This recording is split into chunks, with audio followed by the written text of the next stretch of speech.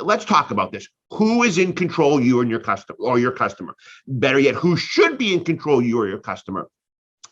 The definition of control is the power to influence or direct people's behavior or the course of events.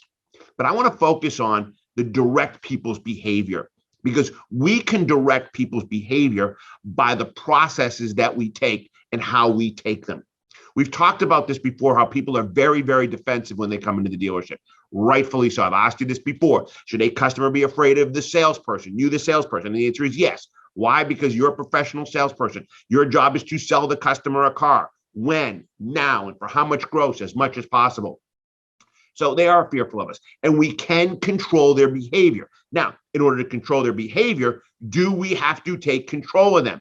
Well, that's a double-edged sword. The answer is yes and no. We do want to take control of them, but here's the key thing. We don't want them to know or think we're taking control of them. That's where this becomes critical. So, question, would you want to be in control of something that you have no idea you're in control of? And the answer is no. We've shared with you through whether our live training, our workshops, or on our videos, the DLA 4 rules of sales. And I want to review these because they're real important to being in control of the customer. Rule number 1 is never ask a question that can result in a lie. Talked about that before. When a customer lies to you, you go in a bad direction. I'm not a fan of asking people what their budget is, what price they can get somewhere else, what their timeline is, what they think their trade is worth. Why? Because I know they're going to lie to me. I would lie to you if I were the customer. So why wouldn't the customer lie to me as well? Rule number 2, never ask a question that can result in an answer you don't want to hear. That sends you in a bad direction. Now you, again, are losing control. Both those scenarios, you've lost control. If a customer walks in and you ask them what their payment range is and they tell you 300 when it's really 400, well, they're in control of you. If you ask a question and get an answer you don't want to hear, now they're in control of you. What would be an example of that? If we can come together on terms and numbers, are you ready to buy the car today? And the customer says no. Now you've lost all your control. You've lost all your gross. You've lost everything. And now the customer has it, and it's going to be very difficult to get it back. Rule number 3, never ask a question or make a statement that can make the customer more defensive. Because if they're more defensive, you will not be able to maintain control. And number 4, always try to catch the customer pleasantly off guard. By catching the customer off guard, this is how you indirectly have control of them. Again, without them knowing. So how do you maintain this control? Well, there's 2 types of questions you can ask that can get control. Questions you already know the answers to. That's a great way to maintain control because you're leading them down a path that they already want to go, and questions that they don't have bad answers to, which goes back to rule number 3 of never ask a question or make a statement that can make the customer more defensive. So let me give you some examples. If you ask the customer, are you interested in a new or a used car? Those are not bad questions, and you won't get bad answers. They're not going to lie to you. It's not going to make them more defensive. I'm looking for a new car. Great. Are you interested in a coupe, sedan, minivan, utility vehicle, truck? Same situation. You're not going to get a bad answer. I use a small, medium, or large SUV, a 2-door or 4-door pickup truck. Is there a specific color that you had in mind? These are questions that allow you to be in control of the customer without them knowing, and you're not getting bad answers. Now, again, if you ask them, what is your budget? Now they're in control because they're going to be dictating through that answer what cars you're going to show them. Always be prepared for any scenario that could occur. This is really, really important. 100% of your skill set must be to handle objections and obstacles. You must be prepared. If you lose that, you will lose control. So if a customer might state, hey, is it okay if we walk around by ourselves? If you're not prepared, you have lost control. If you start in with, well, I know the inventory better than anybody else, or my manager wants me to welcome people on the lot, you've lost control. If you say to somebody more in the fact of, I understand, is this something you need to do today? And they say, no, great. Let's look at this primarily as informational gathering event. I'll show you all the cars we have. I'll give you prices. And then when you're done, I can give you everything to take home and think about and consider. You're back in control without doing anything that has made the customer more defensive. You have to have your skill sets to handle any type of adversity. You have to have your skill sets to handle all the different customer types, because if you're one that deals better with others than someone else, you're going to lose control. Your toolbox has to have every tool for every different customer in it. Now, ironically, a lot of you will laugh at this. I like the customer that's very prepared. I like the customer that comes in with a notepad. I just do. It tells me they're going to buy a car. It tells me they're prepared for an event that I'm not going to give them. It tells me that they think this is going to be pressure. They need to do their homework and make the best decision. And I'm the absolute opposite of that. Another way to stay in control is you have to be a product specialist. You have to know your product backwards and forwards, okay? You never want your customer to know more than you do. Again, you will lose control. You want to make sure you present every car front and back, sideways and backwards. You know, we use this saying now, if it's a $30,000 car, make a $40,000 presentation. You will always come out ahead in that scenario. You want to present all the hidden and seen and unseen value of a car. You're on a one-stop resource for your customer. You want your customer to have all the information that you have there. You have to be up to date with the latest technologies. Again, if the customer knows more than you do, you are going to lose in that scenario, okay? And you must be 100% credible in your presentation and demonstration. If the customer feels that you are, not on the up and up, you use a lot of the car lingo. You try to slide them into a demo ride. Who's the lucky one buying a new car today? All that kind of stuff. You're going to lose your credibility and you'll lose control. Another important part of being in control, and this is a difficult one, is you have to have what we call an emotional PhD. You can't let something negative spill onto you and send you in a bad direction. And it's very difficult to avoid that situation. You can't let a slump get in the way of your emotional PhD. You have to leave all your personal issues at home or at your desk or at the door. You have to have a business first mindset, and you have to be able to calm yourself. I shared in the past with you all psychological warfare. Psychological warfare can get to anybody. I don't care how good you are at what you do. Psychologically, people can get you. And when that happens, you lose control. It goes back to the scenario. Trial closes. You know how I feel about trial closes. You ask the customer, if we can come together in terms and numbers, you ready to buy the car today? And the customer says no. Well, now we know you've lost control. That's a given. The next thing is now you're psychologically going in a bad direction, because now you have to scramble of what you want to say next. Well, why? What is it? Is it the car? Is it me? Is it the money? If I made the numbers right. And now what you're doing in essence is you're begging, and your psychological warfare is starting to affect you. You have gotten psychologically swayed by that negativity. And that's why I don't ask people for trial closes. I never would ask a question and get an answer I'm not prepared to hear. You must be 100% in control of yourself if you want to maintain control. You never want to say a bad word about the competition. You never want to badmouth another employee, and you want to stay away from risky subjects. Obviously, politics and religion. You are going to lose control. Is it okay to give your customer temporary control of the process? Yes, as long as you are right there and you continue to maintain control of the deal. Now, let me share something with you when we talk about control. I said earlier that you want to be in control, but let the customer thinks they're in control. So let's consider our meet and greet. We asked two questions or three questions. Are you looking for a new or used car? And let's say the customer says new. Great. Are you looking for a coupe, sedan, minivan, utility vehicle, truck? And they say a truck. Great. Who's in control? We are, the salesperson. You want to start walking. It's great. Let's go look at some trucks. No reason a customer would not follow you under that scenario. None whatsoever. If you made them more defensive, they might have. You're in control. Let's walk them out to the lot. Mr. and Mrs. Smith, this here is all of our pickup trucks. And then shut your mouth. Now, are you in control? Yes, because the customer is where you want them to be. Do they think they're in control? They may. It doesn't matter, because now you're leaving them to walk up and down the row of trucks. Don't say anything. Don't interrupt them. Let them do their thing. You'll see if they start to gravitate towards certain trucks. After a few minutes, walk up. A simple question. Hey, is there a particular one you'd like to sit in? Maybe a particular color that caught your eye. Yes, that one right there. Fantastic. Who's in control? I'm still in control. I'm controlling the process. They don't feel it because we're going through a process. I get the keys. I start it up. I let them sit in the car, in the truck. Am I in control? Yes, because they are where I want them to be. Have I applied pressure to them? Absolutely not. I get in, I do an internal presentation, show them all the features and benefits. I'm still in control. They're now comfortable behind the wheel, the truck's running, everything's set. You'll want to take it for a drive. Great. I'm still in control. Where would you like to go? Do you have a destination point? You can drive the truck wherever you want. Are you familiar with where the mall is? Great. Let's use that as a destination point. Now they're driving. Who's in control? I am in control. They're where I want them to be. We come back to the dealership. We get out. I do a walk around presentation of the vehicle. I'm in control. Why? Because they're where I want them to be.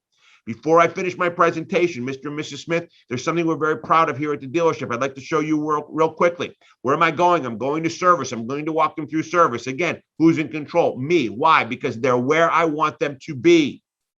And I never applied pressure. And that's the most important thing. I finish my walk, my service walk. I bring them down. I sit them at my desk. Who's in control? Me. Why? Because I'm where I want them to be. Every time you raise that defensive posture in somebody with a comment, a statement, who's the first person you're going to show your new car to? Or is there anyone else involved in the buying decision? Or isn't this going to look great in your driveway? Or, on a scale of 1 to 10, with 10 being the best, how would you rank this car? You're risking losing control. Now, I know a lot of you keep asking me, well, David, if I don't ask these trial closes, I don't know where I am in the deal. I don't know if they're committed to that car. Well, you know what? If you have to ask those questions, you've made a poor presentation and demonstration, and you're lousy at reading people. You cannot spend an hour and a half with somebody, put them through the whole process, and not read their body language and not see their tone and how they react by the questions they ask. You're in control, and now you've got them where you want them. So, how do you gain or lose control? Well, you gain or lose control if you fail to meet their expectations. If you make a lousy presentation and demonstration, you're going to lose control. You've lost their expectations. Maybe you exceeded their expectations. That's going to get you control. So a poor presentation, you'll lose it. A better presentation, you'll get it. Now, who is controlling your customer now a good thing? And I've got a couple of things here. So let me read some of these down. Is controlling your customer a good thing? Yes, because you can remove their fears and defenses. I just talked about that. You can relieve their anxiety about a big picture. Why? Because they're enjoying their experience, because you've not shown that you're trying to control them. You can limit their dealership visits. If they're having a good time and they're enjoying what you have, the likelihood is they're going to buy from you now or they're going to come back. You can relax them by not, again, applying pressure. You can satisfy all their obstacles and objections prior to the close. By doing a better presentation and demonstration, you have them in control. They won't come up at the time you negotiate. You can make them feel at peace. You can prevent buyer's remorse. You can create a customer credibility or centricity with the customer. You'll be able to anticipate their wants and needs throughout the process. You create a meaningful experience. And again, you're still in control. And you can lead the way to creating a lasting relationship, which to me is absolutely 100% critical in this process. I was talking to somebody the other day, and we were talking about, in today's environment, anybody can sell a car. That's true. With today's inventory issue, anybody can sell a car and anybody can make gross. When Mr. and Mrs. Smith come to your dealership and you only have 8 new cars on the lot and they have one of them they like, you have one of them they like, well, guess what? If you can't sell that car, shame on you. And if you can't make gross, shame on you. But keep something in mind. This is not a forever scenario. Things are going to change. We are going to get inventory. The used car market is going to drop with the cost of cars. So things will change. What's the fastest way to lose control? And some of this is repetitive. Asking a question that produces a lie. If they got to lie to you, you've lost control. If you have to ask somebody multiple times on a trial close, is it me, the price, the machine, what's holding you back? And they lie to you and say something like, well, you're the first dealership we've been to, and that's not true. You've lost control. Asking questions that you don't want to hear, asking questions that make someone more defensive. Bad attitude. If you go into it with a bad attitude or the wrong attitude, or how about the attitude of, you have no choice. I'm the only one that has the truck. Take it or leave it. That's a horrible way to treat somebody. Even if you have the only truck and they want it, they still deserve a good presentation and demonstration.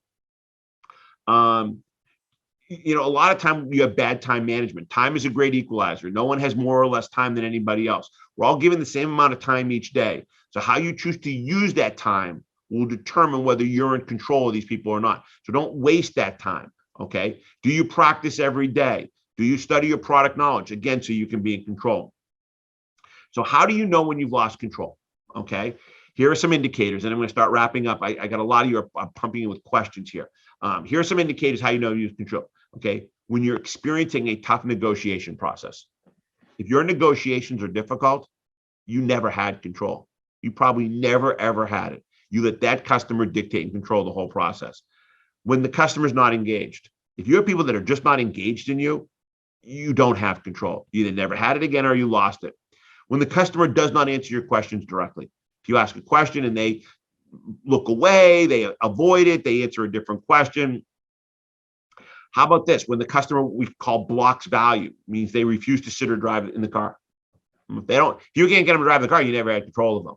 Now, are there some people you will never control? Yeah, absolutely. There are some hard-headed people that are going to come into your dealership with such an attitude that you cannot control those people.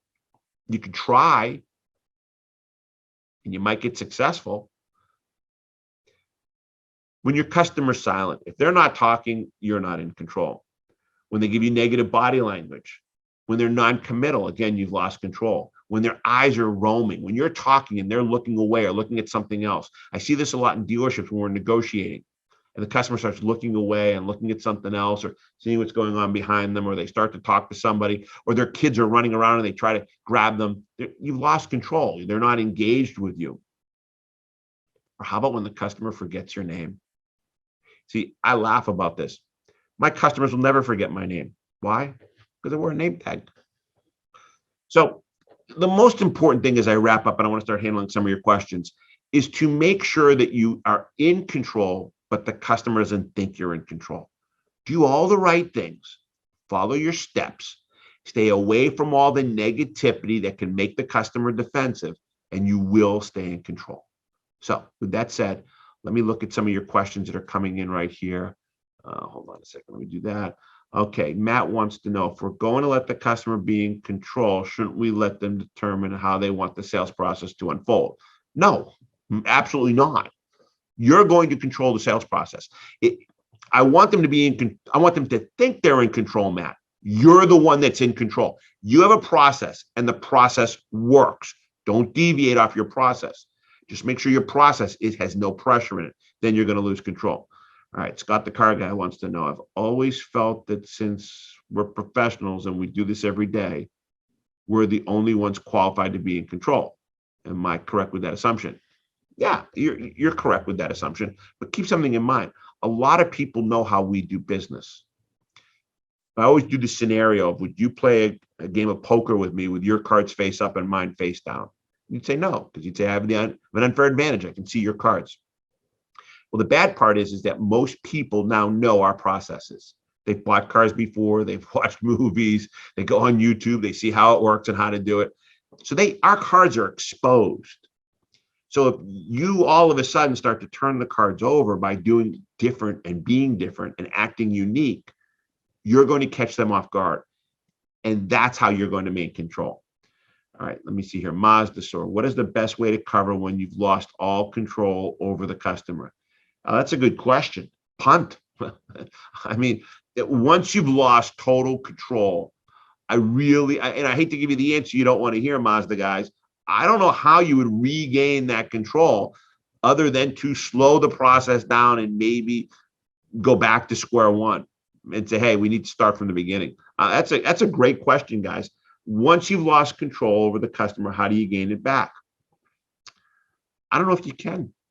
That's why it's so important to be in control through the whole process. Now, can you lose little bits and pieces of control? Can you lose control for a few minutes at a time and get it right back? Absolutely. You do that by staying with your steps, by staying on your processes. All right, let's take one more. Albany wants to know, what is the best way to control the negotiation process in your opinion? That's a great question. The best way, in my opinion, to control the negotiation process is A, be confident in what you're going to do. Be confident in your numbers and your presentations. B, make sure you made a great presentation. Again, you made a $40,000 presentation on a $30,000 car. C, when you present your numbers, ask those 7 most effective words to closing a car deal. And that is, again, would you like to buy the car? None of this circle here. What are your thoughts? How do you want it registered and titled? Because then you have a chance to lose control. When you ask that question, would you like to buy the car? You're going to get an answer. And the best part of all is there's only 2 answers you're going to get. One will be yes. And if they agree at that time, which a lot of people do, you've been in control. Or B, they're going to say no. And when they do say no, they'll say why. Nobody just says no. They'll say, no, your payment's too high. Or no, you're not giving me enough for my trade. Or no, we want to go look at something else. So you're getting something out of them, and you want that something out of them. Now, how you handle that comment and their objection is critical. You again have to maintain control of the process. Keep in mind, some people, we've talked about this before, some people object just to object. They believe and think that is the way they're supposed to do it. They're supposed to object. They've been pre-planned and pre-programmed in their mind to object. So if you really want to stay in control, Albany, in the negotiation process, make a great presentation, be confident in your numbers, and then ask for the sale. You cannot go wrong.